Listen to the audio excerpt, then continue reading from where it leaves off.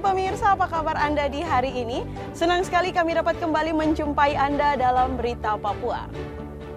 Bersama saya, Cynthia Delima. Kami hadir dengan sejumlah informasi penting dan menarik yang telah berhasil dihimpun oleh tim redaksi. Dan berikut akan kami hadirkan 3 berita utama kami hari ini. Diduga mabuk, sopir truk tabrak sepeda motor di Merauke hingga pengendaranya tewas di lokasi.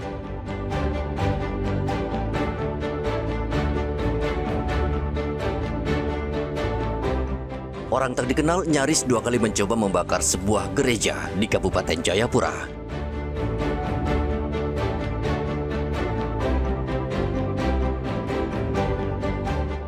Tiga pelaku pembunuhan pemuda di pesta dansa Merauke diringkus polisi.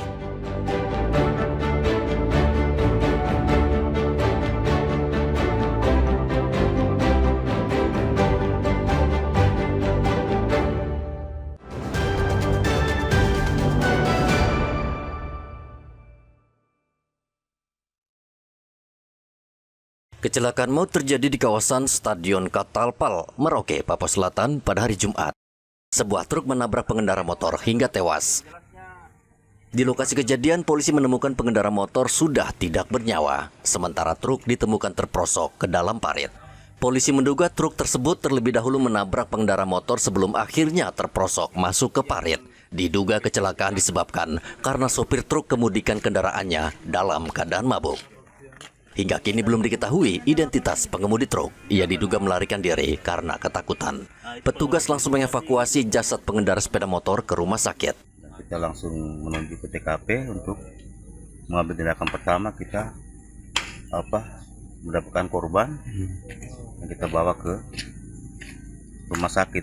Setelah di rumah sakit kita kembali mengambil keterangan dari saksi yang tadi datang untuk ternyata ada BB lain yang itu berupa sepeda motor mobil warna biru. Dan mobil ini untuk menghindari hal-hal yang tidak kita inginkan, kita segera mengevakuasi BB dan dibawa ke Polres. Korban kita saat datang, korban sudah dalam keadaan meninggal. Dia meninggal di tempat itu ya? Meninggal di tempat. Yang kita lihat di TKP, mobil ada di luar ruas jalan, dia masuk ke rumput-rumput, sementara motor ada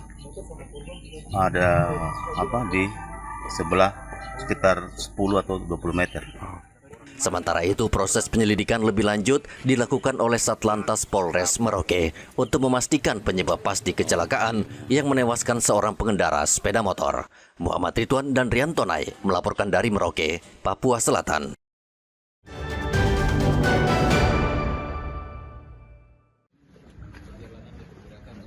Kekerasan terhadap warga pendatang kembali terjadi di Kabupaten Yahukimo, Papua Pegunungan pada hari Sabtu. Seorang pria bernama Jako, asal Sulawesi Selatan, menjadi korban penganiayaan yang diduga dilakukan simpatisan kelompok kriminal bersenjata Kodap 16 Yahukimo.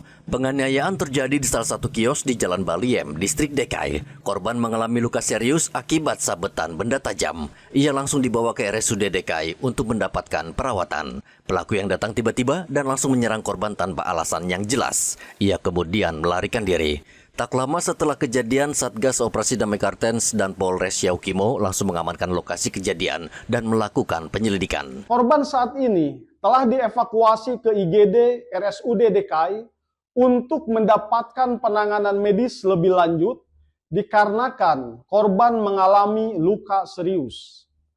Menindaklanjuti kejadian ini, personil Satgas Ops Damai Karten dan Polres Yahukimo merespon ke lokasi kejadian untuk melakukan pengamanan di lokasi kejadian, serta melakukan penyelidikan dan melakukan pengejaran untuk mengungkap pelaku. Diduga aksi ini dilakukan oleh simpatisan KKB Kodap 16 Yahukimo sebagai upaya memicu instabilitas keamanan di wilayah Yahukimo dan Papua.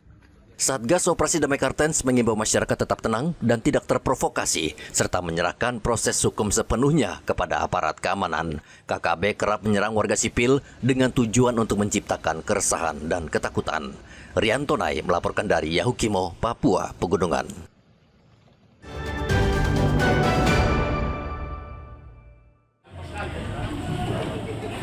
Sebanyak 59 orang pelaku kejahatan jalanan yang belakangan ini kerap meresahkan masyarakat di kota Jayapura, Papua, diringkus polisi dalam operasi sikat yang digelar selama 1 bulan.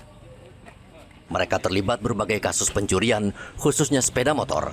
15 diantaranya masuk dalam target operasi polisi. Dalam operasi ini, polisi juga menyita 76 sepeda motor dan 1 mobil hasil curian, uang tunai sebesar 5,5 juta rupiah, peralatan komunikasi, serta 7 senjata tajam. Sampai 10 unit berbagai macam hasil kejahatan, mulai laptop, tablet, smartwatch, kamera, tas, kartu ATM, speaker, dan lain-lain. Sedangkan hasil razia yang dilaksanakan di beberapa titik adalah sepeda motor sejumlah 78 unit dan 44 unit sudah dikembalikan kepada pemilik, dan ganja 14 plastik kecil dan 1 plastik sedang.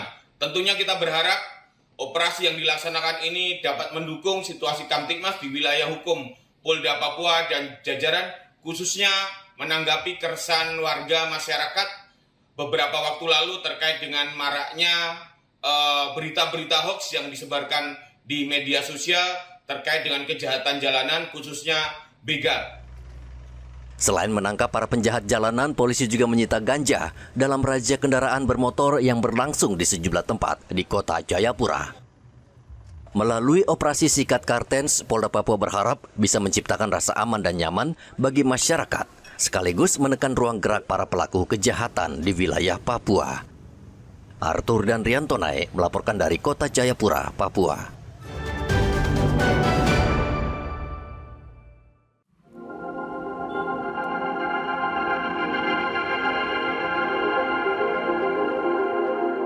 Situasi keamanan di Kabupaten Yahukimo, Papua Pegunungan kian memprihatinkan akibat tindakan brutal kelompok kriminal bersenjata.